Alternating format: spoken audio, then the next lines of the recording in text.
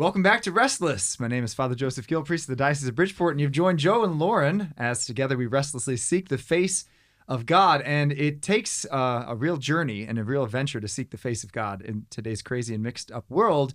But adventure is what at least men are made for, and women too, I suppose, in some small way. Especially if you've ever read the books Wild at Heart. If you'd give us a little Vanna White impression there. Ooh, Wild at Heart, yeah. Or if you read the book Captivating. So Wild at Heart was written by a Protestant pastor, John Eldredge, and Captivating was written by him and his wife, Stacy. And they came out probably about 20 years ago. Because I remember being in college when it came out. I'm that old. Ancient. My gosh, I graduated in 2005. Wow. I know. I was 7. Were you really? Yeah, born 1998. Wow. That's crazy. Yeah. Mm-hmm. So but when I first read Wild at Heart in college, it was kind of a revelation. And these books are about the masculine and feminine soul. So, Joe, you've read the book? I read this much of the book. About 10 years ago, you gave me this copy. Which, for those who are listening on radio and can't see I'm him holding showing it to our lovely camera over there. I read about half of it. The sticky note would seem to indicate I got to page 104, potentially 105. Clearly, it changed his life. Changed my life. So you got to half of it. It taught me that I could stop reading a book halfway through, I guess, which was life-changing. Oh, ouch. I remember enjoying You it need well enough. I was like in high school. You know, my attention span didn't survive. That's but fair. It wasn't a video game. Wasn't a video game. So it wasn't Minecraft. Wasn't Minecraft. I would have finished if it was Minecraft. You were a Minecrafter, weren't you? Yeah. Yeah. Which speaks to the deep desires of the masculine heart, but... Okay. It does. Sure. We'll connect this. Okay. So, Lauren, what have you've read both books? Just the female version, or? I read both. I most recently read Wild at Heart. Okay. Because I read Captivating first, which my spiritual director recommended over a year ago, and I just didn't pursue it. And then finally, I felt like, okay, sure, I'll read it. And then my roommate happened to have Wild at Heart, so I was like, okay, I'll read that too. Nice. So from first of all, Joe, if you remember anything, but Lauren, what's your take on the book? What is the topics? What stood out to you? Wild at Heart. Well, what is a man's deepest longing? What does his soul seek? Yeah. Do you want to say? Well, I guess there was kind of two parts to the book that I've read it probably 24 times or something. It's something that's a book that really resonated with me. Mm-hmm. And the first part's kind of about the question that haunts every man. And the question is, do I have what it takes? You know, which is, I think, actually, for me personally, that's been very true. Like, and it comes across, I think, in different ways for different men. For me, it's always been like sports in a big way, because I was very bad at sports for a very long time. So I kind of, during my teen years, made it my goal to be good at sports. And I ended up not being great, but, you know, I made the all-star team in baseball one year. So it was like, that was kind of like, I made it. No, I have what it takes. For other men, it's different things. Like for my dad, it's probably like building stuff, because that's his life. And I remember when I turned 15, he gave me a hammer and a tape measure. And I was like, what is this? Yeah. He's like, you can be a man, son. I'm like, I'm not interested in this at all whatsoever. Right. So does that mean men are haunted by anything that's supposedly manly that they then are insecure about, feel like they can't do, right? It could be building. It could be car mechanic. It could be sports. It could be weightlifting. It could be just like success in business or success in school. Like, do I have what it takes? Because I think if a guy keeps experiencing failure over and over again, and he's a failure in school and can't ask a girl out and can't get in shape or these things, it does hit the core of our masculinity. And we say, like, well, what am I good for? You know, do I have anything that the world needs? Do I have a strength? Yeah. By contrast, the woman's question is similar but different. So, right. According to the authors, do you know what the question is? No, I honestly discovered there was a second book when Father introduced this episode. Just Okay. Now. So to be totally honest with you, so this is a very fair. live reaction our audience is getting from being right now. So, yeah. Okay, so they pose, the question is, am I lovely? okay, that's what I would have guessed the question was, I think. Or like, am I lovable? Would be probably another way to phrase that. Yeah, I would say it's more, am I lovable for who I am? Like, beauty is a part of it, but it's deeper than that, right? Yeah. Having not read the book, it seems like, am I lovable is a sufficient enough question, because if the answer is no, then what was being said is, I'm not lovable as I am, right? In other words, I feel like in the question, am I lovable, the subtext is as I am, because the alternative is changing yourself, right? which seems like a lot of people are willing to do. Or if they feel like they're really not lovable as they are, then it seems like some women might be tempted to try to change parts of their personality or physical or physically or whatever. So well, that's what they talk about actually a lot in Captivating, is that a lot of women feel pressure from the world or even from her peers around her to be someone different, right? You have to wear the right clothes, you have to do the right diet, Mm-hmm. and then you'll be lovable. Well, the reason why I posed it as I did is because a woman could be loved or viewed as lovely for her looks, but then you could encounter a man who's just using that woman. Yeah. Right? So it's deeper. Like if it's a romantic relationship, you want to be wanted and loved for more than just your looks. And in our secular culture, generally that's the starting point, and relationships can be very superficial. And when it comes to, it's just looks or body, it's such a letdown. yeah. Right? And I think one of the elements about these fundamental hungers and the fundamental questions on the hearts of both men and women is that it's not so much objective as subjective, right? Because a woman could be very well loved by a husband, very well loved by friends, but still feel unloved. Yeah. And it's still in the same way with men. A man could be extremely successful objectively, make lots of money and this and that, but still feel like he doesn't have what it takes. So there is the kind of subjective element. And I think that's where men and women have to turn to God, because it's fundamentally from God that a woman is going to find that she is lovable. Yeah. That's the only thing the hungers of the human heart, I think, are too deep for another person, another earthly person, to try to fill them. Because we take it to our husbands, our wives, we take it to our friends, being like, friends, fill me, give me this answer. Yeah. And we're like, they can't, right? They just fall short. Right. So certainly in Captivating, they talk about falling in love with Jesus Christ in a real intimate, personal way. And the author shares, I'll say conversations with God, or just asking him, show me how much you love me. And God responds, and for each of us it's different because God knows our heart perfectly.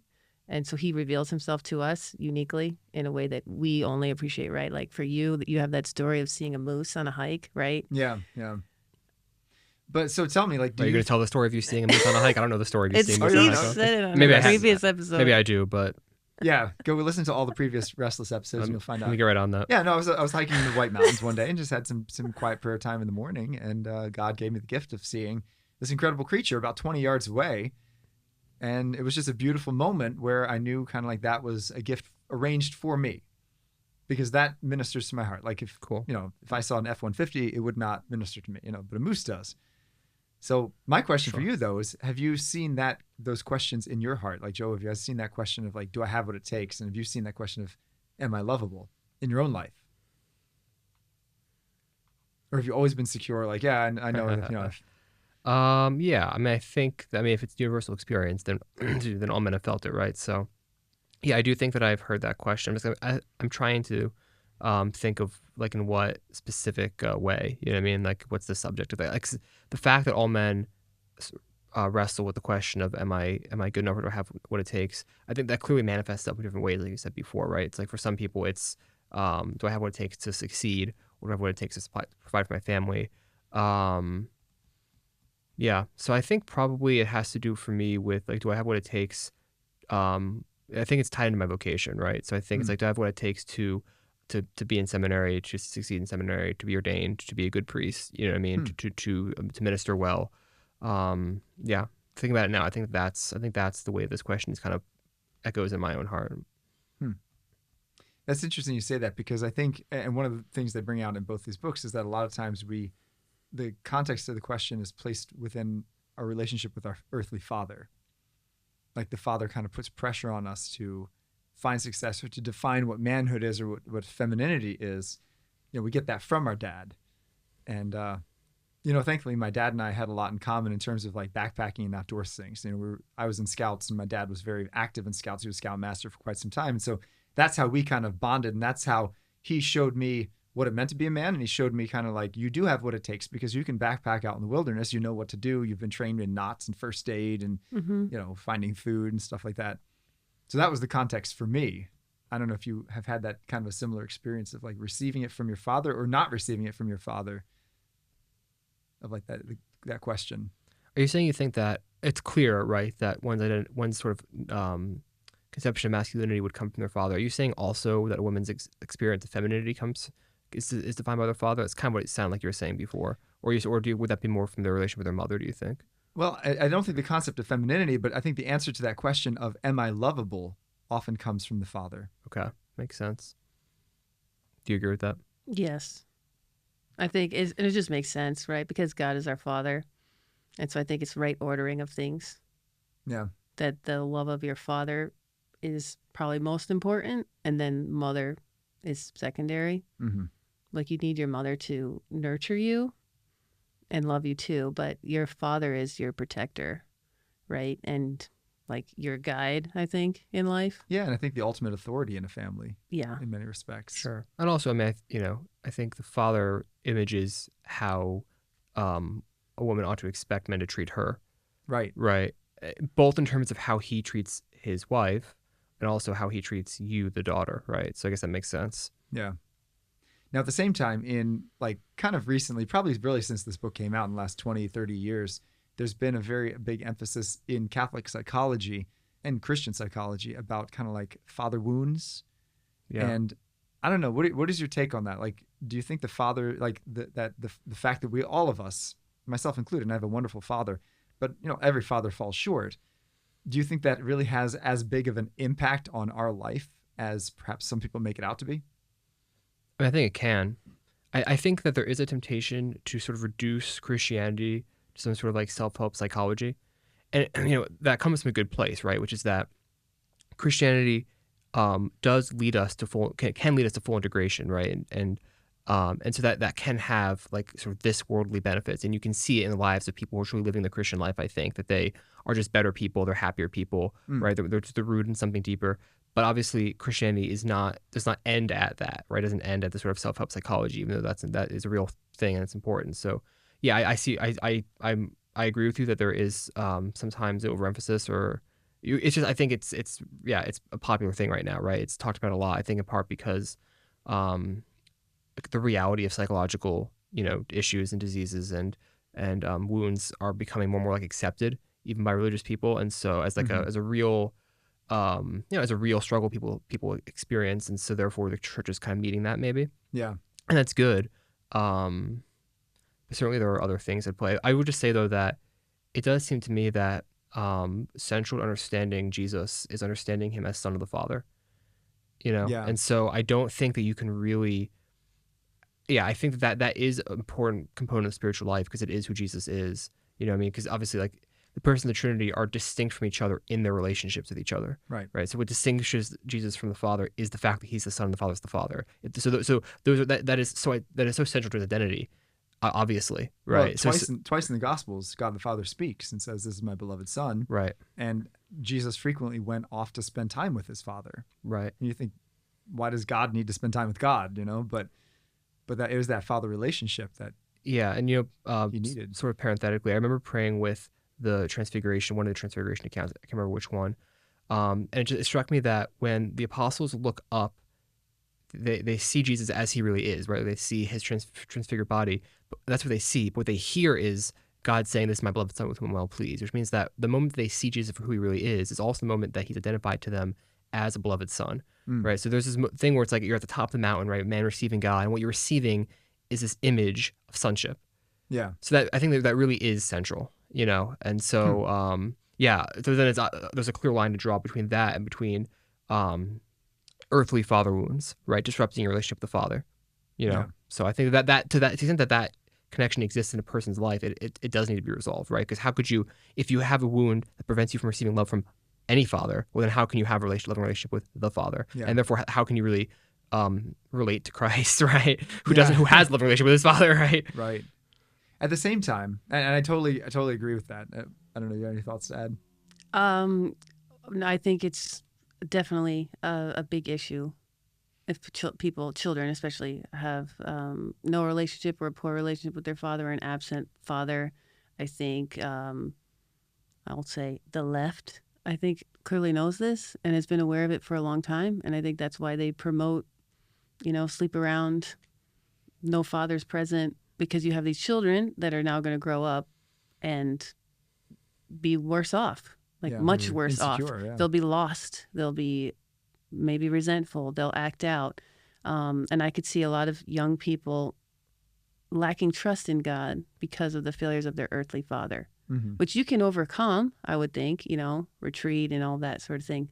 But for many, it will probably just remain, I would imagine, it would just remain this distrust in God. And so many people don't know who God is, truly. I mean, we never do. I'm not saying that I do, but I've learned more about him as I've gotten older, right, and grown in my spirituality. But I could see people being stopped, like, right at that wall if they don't have a father figure, right? I don't think it has to be your biological father, but someone who is playing that role for you and loving you in that way. That's a great point. I'm glad you brought that up, because I think even with the best of fathers, I think at some point you still need to receive the Heavenly Father's love through others, because your earthly father can only take you so far. I mean, I can think about some great mentors I've had as a priest. Monsignor Kevin Royal being one of the best. He was a pastor in Ridgefield, Connecticut, and he was a phenomenal, true father figure to me. And I needed that because as a young priest, my earthly father, couldn't teach me how to be a priest. Yeah. It was a totally different world, and so I needed someone else that could step in and fill that role. And there's still many times that I feel like, man, I wish my dad had taught me X. But the older I get, the more I look with compassion on our fathers and on their fathers' failings, because my dad lost his dad at 15. He could have gone a terrible route. One of his brothers is a full-blown alcoholic. Wow. And so he could have gone that route. He could have been self-destructive, but instead he turned to his faith, and that was a huge thing. But there's a lot, I'm sure, that he never got taught. And so how do you pass on? He was like, being a father by the skin of his pants. Just trying to learn on the go. I think also, there's a sense in which, your parents love you, but you also kind of know they have to, like it sort of comes to the territory. So there can be, maybe not like a more profound experience, but a differently profound experience of another man kind of taking you on as a sort of like father-son relationship type thing when it's not required. Yeah. You know what I mean? Like, it's like I know my father loves me, but also like I'm his actual son. So like, well, sure, like you don't get bonus points, right? That's sort of what you expect. But I have had other father figures in my life. And I think it can sometimes mean more in the moment, or even if it's not really fair to our earthly fathers, specifically because we know, like, okay, this person doesn't really, they don't have to love me or something like that, right? They don't have to view me as a son or something like that, which means this relationship is really developing out of a mutual affection, right? So it's like, so I guess what I'm trying to say is that we know we're loved by our earthly fathers. Sometimes what we need to also know is that we're liked by our fathers. Yeah. You know what I mean? And so I think that's actually hugely true. But I think that the father figure relationships, it's easier to accept that we're liked by this person, because otherwise, why would they be with us? They don't have to be with us, type thing, right? Yeah. So, and that's a great point. That's not actually something that John Eldredge brings out, is that all parents, but especially fathers, actually have to win the hearts of their children, which I think some parents forget. I remember doing spiritual direction with one certain gentleman who was like, yeah, me and my teenage son are constantly fighting. I said, well, what do you guys have in common? He's like, nothing. I was like, well, you need to start getting interested in the stuff he's interested in. Yeah. Like that's how you win someone's heart, is you start having common interests, other than the fact that you eat the same food and live under the same roof. And right. Like, what is the heart of your son all about? You have no idea. Especially I think men especially develop relationships with each other by doing things with each other. Right. I always joke that like women develop friendships by facing each other, but men do it by facing the same direction because they're doing something together. You know what I mean? And so, Amen. Especially important for fathers then, right? Like my dad, it was a similar thing with my dad, right? Like when I was in middle school, and actually I think really when I was in high school, he started taking adult martial arts classes at the school that I was now taking adult classes at. I'd been going there for a long time. And he ended up getting really into martial arts, and it's now something he actually does more than I do. But at the time, he did it really only because I was doing it. And this is what Joe spends most of his time doing. And so he wanted to be part of that world and wanted to use it, and it worked. It became a thing we had in common. That's awesome. What I mean? So that, and like he had that insight, right? Like he recognized that he needed to find a way to get closer to me. Recognized he needed to do it not by like, we're gonna now become closer to each other for the next hour or something like that, right? That's not how men work. It had to be through. It had to be through a shared experience, Right. Yeah, or I'd say at least try to take interest in your kids' activities, right? Like if they talk to you about it, learn enough to know what they are talking about. Yeah. Right? Be able to ask them some questions and actually engage and show that you care. Well, when you were like, in high school, middle school, did your parents come to all of your games? Oh, they came to a bunch. Yeah. That's awesome. Yeah. Which is funny because I never once cared if my parents came to my game. I think I certainly wanted them there, but as a middle schooler, I can remember dreading, like getting in the car and my dad going, "Now, Lauren." I'd be like, "I know." You missed that right? pass. Because Come on, he's you're like, well, for me, I was so timid. So they like were always trying to push me to do more. And then they would say all the time, "These other kids aren't that good," right? Like, because I would think they were better than me. And like in basketball, I just passed the ball really early to them, but I was actually a decent shooter, but I would never shoot. Like, that's one thing with girls I think that's different than boys, is especially in team sports, and I've been a coach too, so I've seen it. Girls want to help the team, and they're very afraid to hurt the team. And in boys, you have the ball hog issue, where you really try to control the ball hog and get them to play as a team, and they don't listen. Sure. And a coach can sometimes have a hard time getting them to run plays. The girls will run the plays. They'll do whatever they tell you, but you have to push them to be aggressive, like drive to the hoop or shoot. Interesting. So once you can give them that little bit of confidence, which is something I've really enjoyed, they like explode into this whole other player. Yeah. Well, that's an interesting segue to the second half of the books in Wild at Heart and Captivating, because they talk about, after talking about the question that haunts our hearts, what are the desires? And one of the desires that boys have, and we talked about a battle to fight as one of them. And you can see that aggression that's endemic. And I know we're going to have a whole nother episode about aggressive sports and boxing and things like that. But it is interesting how you can see guys are just more naturally drawn towards that way. Yeah, it was helpful to read the book to understand that in men, like knowing, like, I don't know, guys could be into go-karts or motorcycles, more dangerous things, right? Like shooting. I don't think women generally are as drawn to those kinds of things. Yeah. But knowing it's part of this deep desire that's in their heart helps it make more sense and realize, oh, those are good things for them to be doing. I just got back from Camp Veritas, and there's a priest there named Father John Wilson from the Archdiocese of New York. Fantastic man, holy man. And he's about 6'2", and he's taller than me, and he's a better Frisbee player than me. Oof. So and the kids know it, and the kids make fun of me for it. And they're like, "Oh yeah, you're good at Frisbee, but Father Wilson's better." I'm like, "Okay, I got you. So first night we were there, Monday night, I was at the middle school camp for that day. And I was like, we're going to start a game. So we started a game, and Father Wilson walked up and was like, can I play? I'm like, all right, this is it. We got to take them down.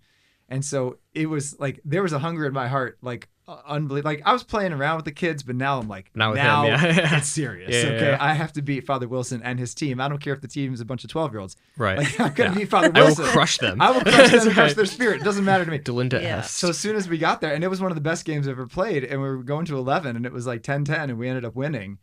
And on universe, what? that means the game's tied. It's universe point. Oh, I've never heard that. Oh, yeah. But yeah. And so I kind of couldn't walked be up there. more exciting. It was so if you exciting. go It to was probably universe one of the point. best games I've ever played. And the kids were actually very good at it too, which made it a pleasure, because you know that your throws are going to be caught and not you're not going to do dumb things. But there's definitely a little strutting going on from me and my team, being like, Father Wilson.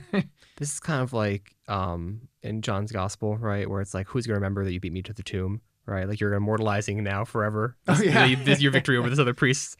This is good. You can text him. You should send him the episode after it airs. Oh, I definitely will send him this episode. And just hey, Father Wilson, just inspired me. Skip to this time specifically. For the battle that I want to fight. Give him the timestamp when you. Well, one thing I noticed in playing competitive sports, and I play Ultimate too, and I've played mixed competitively, and even just Summer League, it's supposed to be casual, but playing with men, you will see men go at it, like argue, yelling.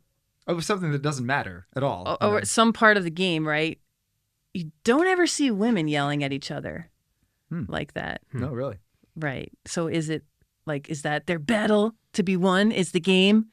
You know what I mean? Yes, and I think that's why in today's culture, kids' sports is the god of our culture, because that's the biggest battle and the greatest adventure that most people will ever experience. Which means that Christianity is not being portrayed as the epic adventure that it is. Right. And the epic battle. I mean, you think about it. I mean, that really is the battle, because we live in a battle that's way more important than who wins the game. The battle for eternal souls, eternal destinies. Where are you going to spend forever? And we got to bring this kingdom here, which means that's our battle. That's our mission. Right. So But you need to look beyond just the physical world to be aware of that. Right. And know that the battle is spiritual. And the evil one is doing a lot of work against us, but people are blind to it. Yeah. They're maybe somewhat aware, especially now in today's culture, because things are going crazy. People can't understand that. But that's the battle right there. Yeah.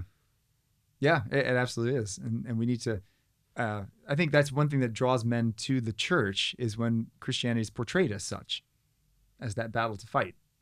Because otherwise there's going to be another battle, whether it's the battle to get on the top of your career or, the battle against your wife, get her to do your will. Wild at Heart, it talks about, I think, guys, in church, in the church, kind of having this soft, boring role. Yes. And that's one of the problems. Mm-hmm.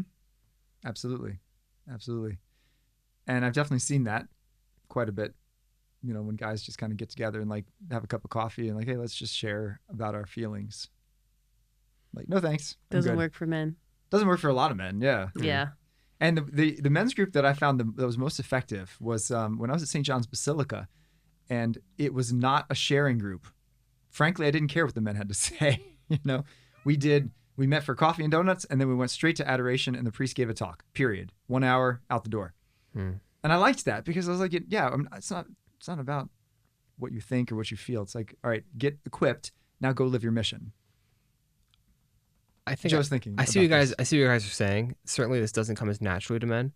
I think it's important for men though. And I think at St. Charles, the upper sides of pre-theology and theology, our Wednesday mornings are off. We don't have any morning obligations to our first class. Oh, nice. Because we're encouraged to form small groups.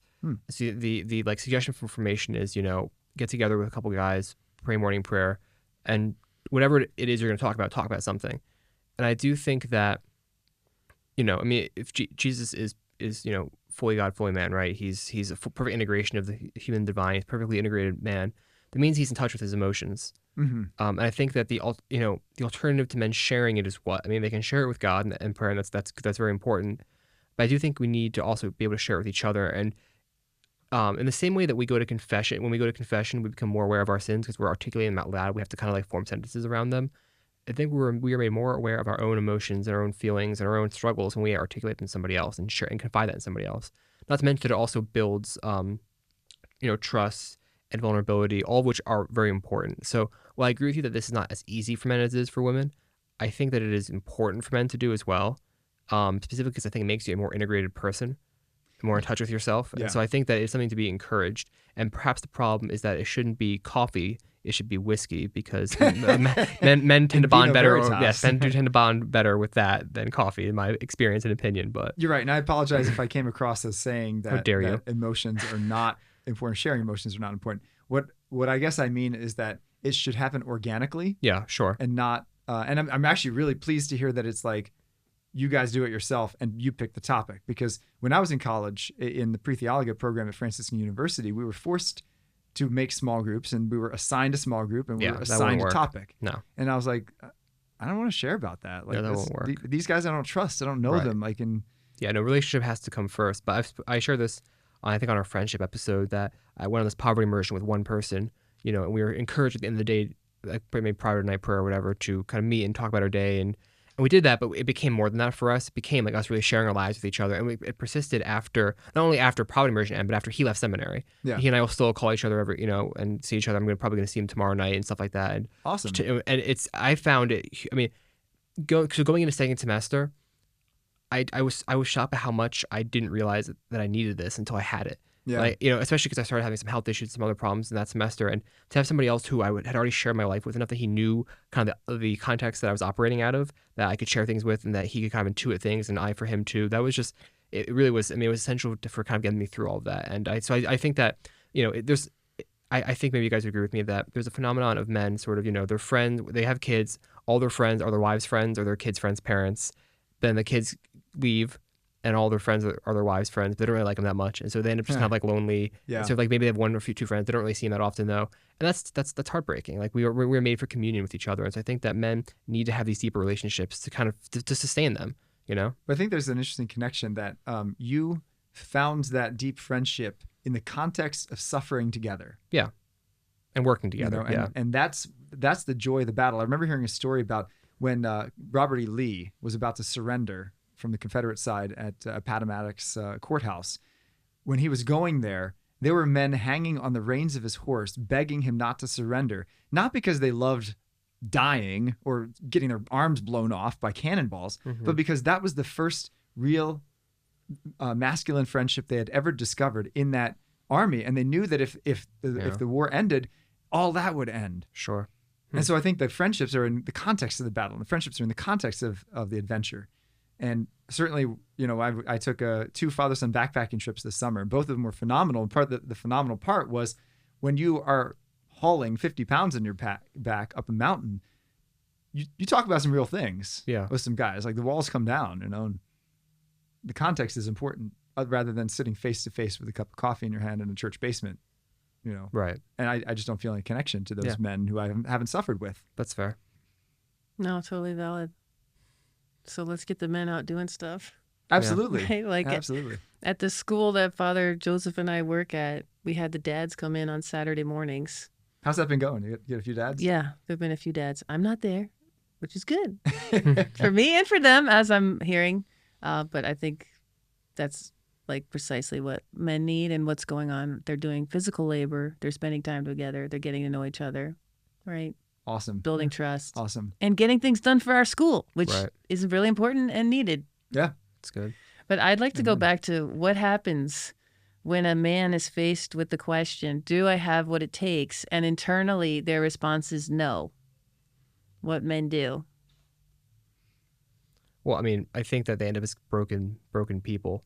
And I think that, frankly, I mean, the phenomenon, really the crisis of the sort of lone wolf shooter, inevitably, what do we discover? People try to impose a political agenda on these people, and 9 times out of 10, they don't know anything about politics, but they're loners, they're kind of losers, they don't have any friends, and so they get obsessed in these typically right-wing, but sometimes left-wing, paranoia fueled, echo chambers. They spiral. They start amassing guns. They think they're kind of like this cool part of this big movement. They're going to start something. They're going to be famous, and they end up killing people. And I don't think that that's random. I think that it stems from a real sickness in our culture, which in part is fueled by a sort of dissolution of the gender differences, right? So if you don't know what man is, then you're going to develop some very sick men. That's a very dangerous thing. Yeah, and what you said about they felt like they're part of a big movement. Right. Like a man needs to have a cause bigger than himself. And so whether it's healthy or unhealthy, if you don't find it in the church and in Christ, you're going to find it in these online forums. And I'm a failure, but you know what? You'll know my name now, right? I mean, like that's and part like the more responsible journalistic outlets, of which there are shockingly few, have stopped reporting the names of these people for that very reason, which is like I'm going to deny you the thing that you're probably craving the most, which is fame. Like no one's going to know your name, and that's good actually.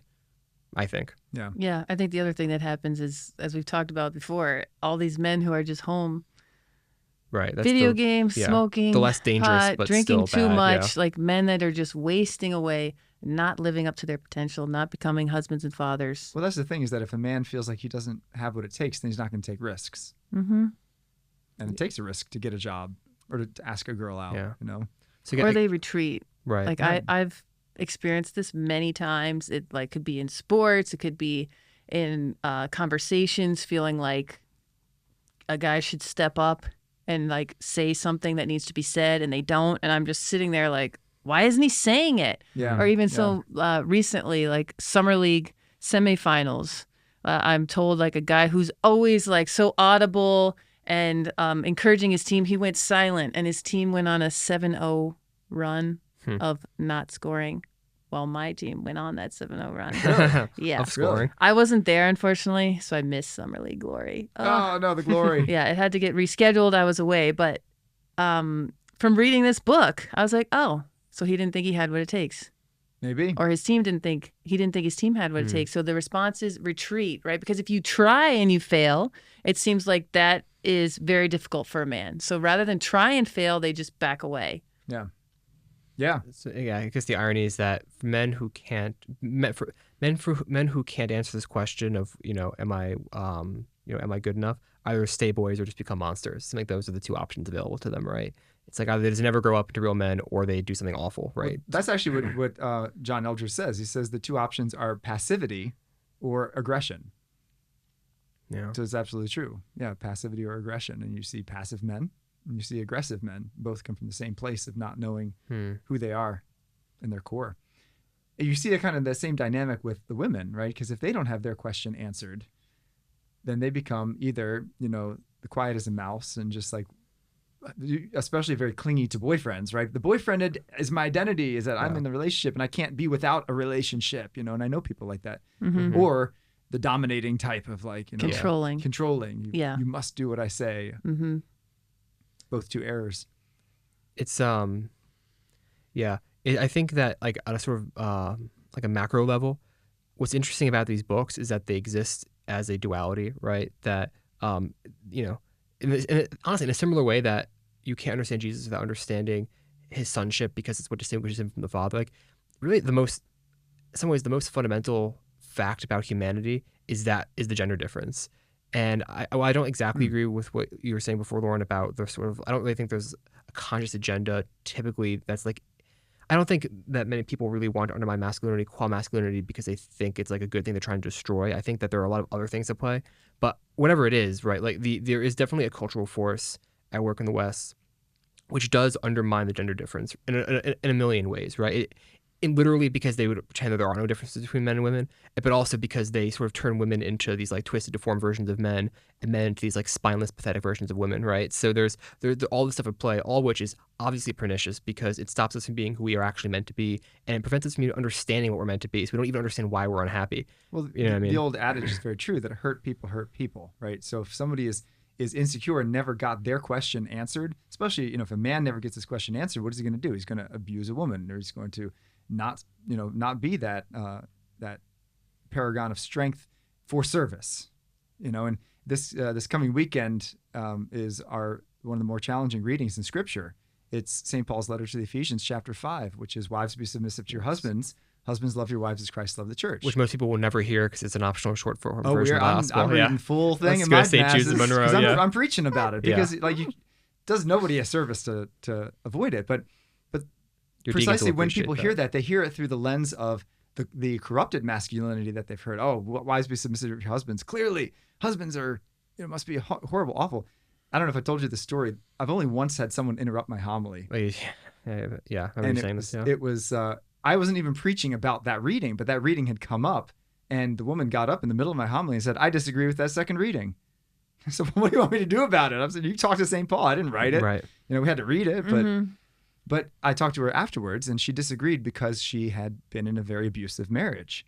And so a lot of people, I think, when they're like, "Oh, we're against masculinity," it's because men have not used their strength to protect, to provide, to defend, and to lay down their life. They've used their strength to dominate. Yeah. They've used their strength to divide and to abuse. Well, I think the culture, though, is saying that they don't want men to do those things, and they think women have this equal stake in all of that, but we don't. We are made differently. We're made for each other. Men have a role that they're supposed to live out, and by, corrupting young boys, right, as I think we see has gone on mainly through pornography at a very young age, and giving them video games, and marijuana is legal everywhere, right? All these things just pull them away from who they are, who they're meant to be, so they don't live the role.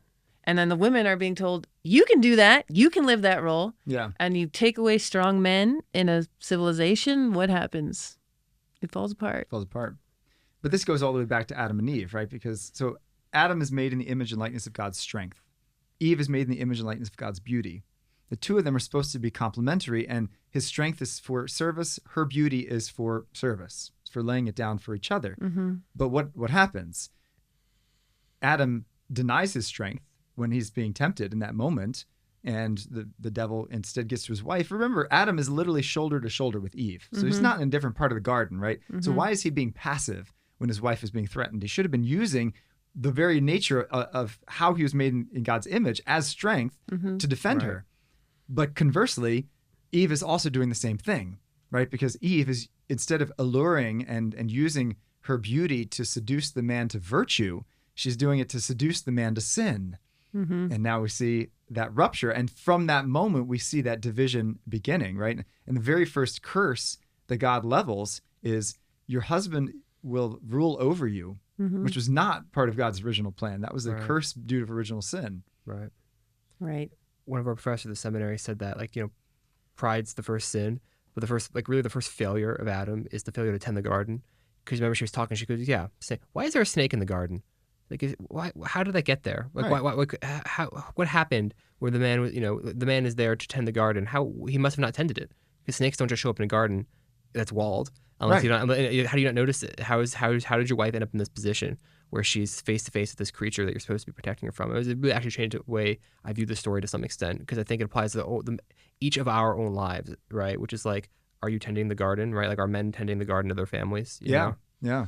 And it's such an interesting thing, because it's not snake is such a terrible translation. The Hebrew word is nahash, and nahash means dragon or serpent. It's something that's terribly frightening, because if a garter snake's like, eat the apple, right, you're gonna be like, squish, right? Now get out of here, little snake. Right. No, but if a dragon, eat the apple, right? Okay, I'll do what you tell me, because there's a veiled threat that a lot of people don't realize when the devil says to Eve, if you eat this apple, you will not die. Well, what's the flip side? If you don't eat this apple, I'm going to kill you. You will die. And I'm going to destroy you. And so Adam was unwilling to lay down his life. He says, well, I'm going to save my skin rather than defend my bride to the point of death, which is the total flip side of what Christ did, right? I'm going to lay down my life for my bride. Right. Yeah, it's noteworthy about Christ, right? That it's the moment when he's the most bloodied prior to the crucifixion, right? After the scourging, when Pilate looks at him and says, "Behold the man."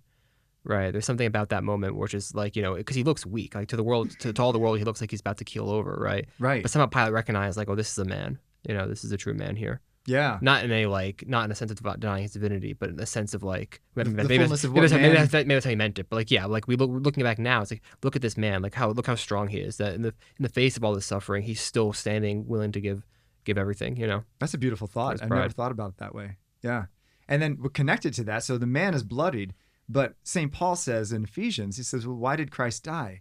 To cleanse his church, making it pure and spotless in that bath of regeneration, right? Through baptism in the Eucharist. So he's willing to get dirty so that she can remain clean. And you see that in the dynamic all the way back in Genesis, right? Because where was Adam created? Was he created in the garden?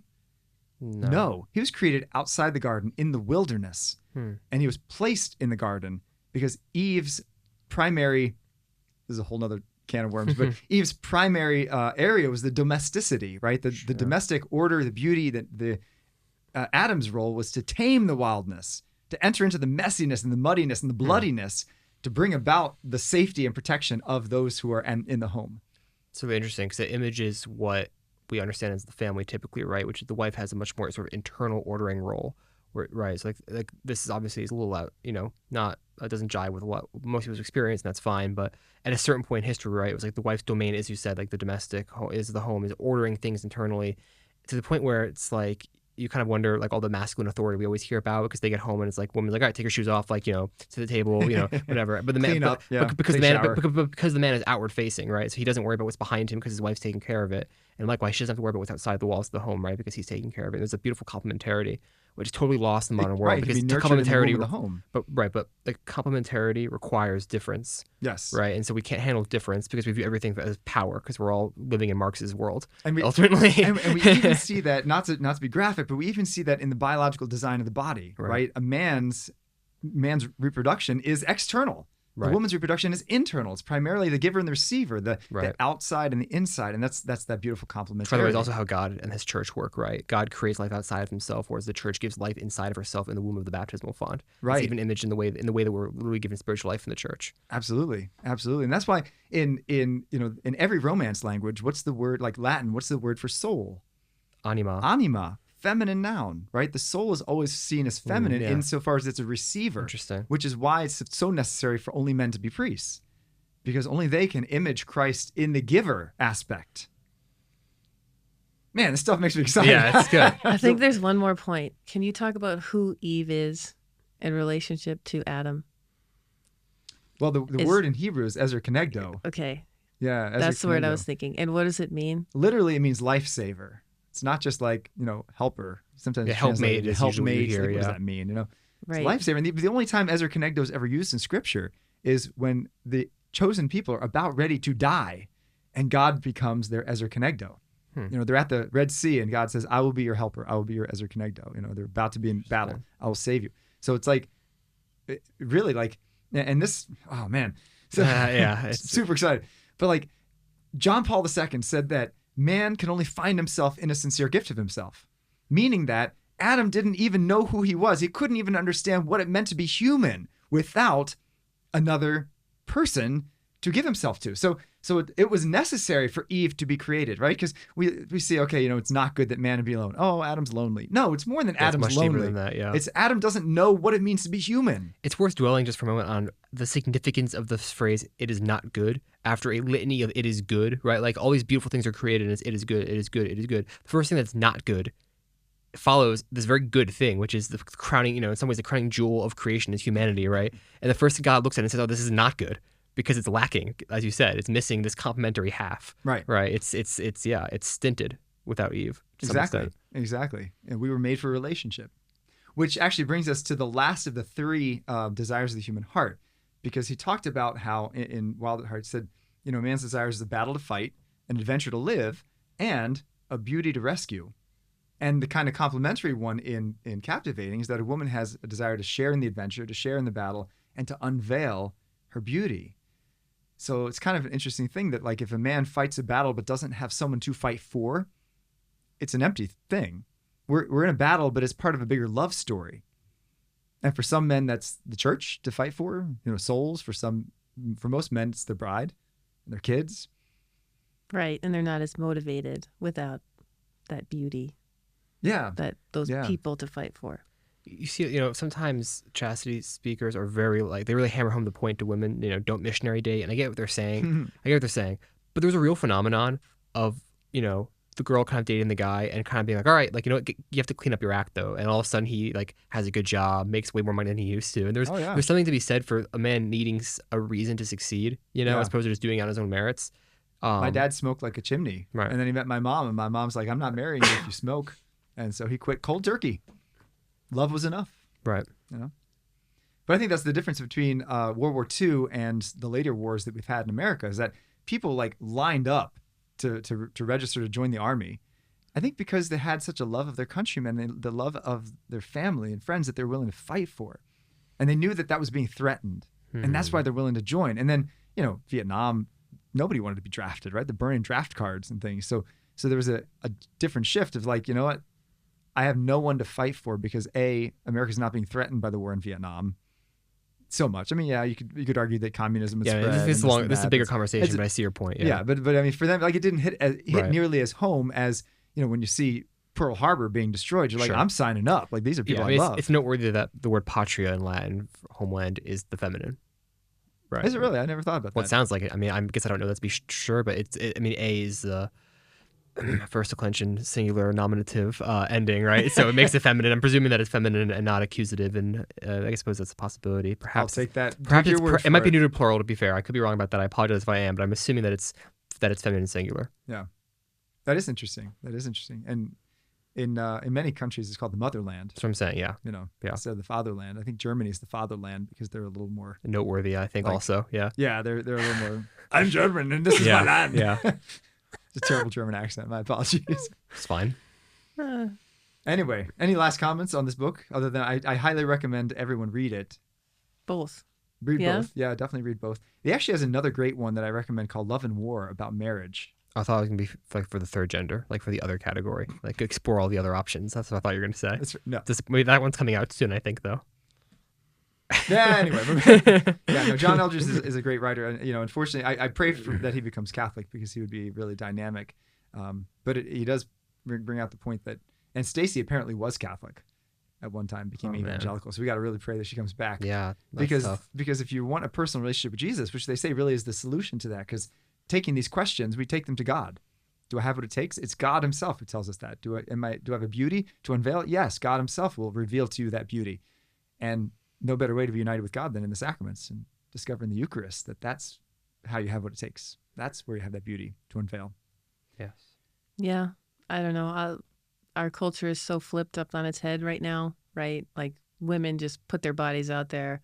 And you see this more and more too at award shows. Like they're essentially naked. Like they're barely being covered. So nothing is unveiled anymore. It's all out there. That's where women think their worth comes from. And young girls are strongly affected by this. And then for men, it's clearly just get the woman for her body, right? It's all just physical. It's not a deep, true, lasting relationship. So I don't know. We've got to, I think, try to get back to a right ordering of dating and relationship between men and women. But what a beautiful connection to the Eucharist, right? Because the Eucharist is a man's mission. This is my body given up for you, right? And the Eucharist is also a woman's mission in that it's a beauty that's hidden, that is slowly revealed, especially in the adoration when it's revealed to a heart and a soul that's open. Joe's looking ponderous. He's like, I disagree with that. I was actually running through the lyrics to a slow Taurus trying to find the word patria to make sure I was correct, to be honest with you. Sorry, I wasn't really listening. You're a nerd. Okay. Yeah. My bad. Anyway. All that to say is the truth is in Jesus Christ. Yes. Right? He could not make it more clear. We've been getting reading after reading after reading. This is my body given up for you. He means it literally.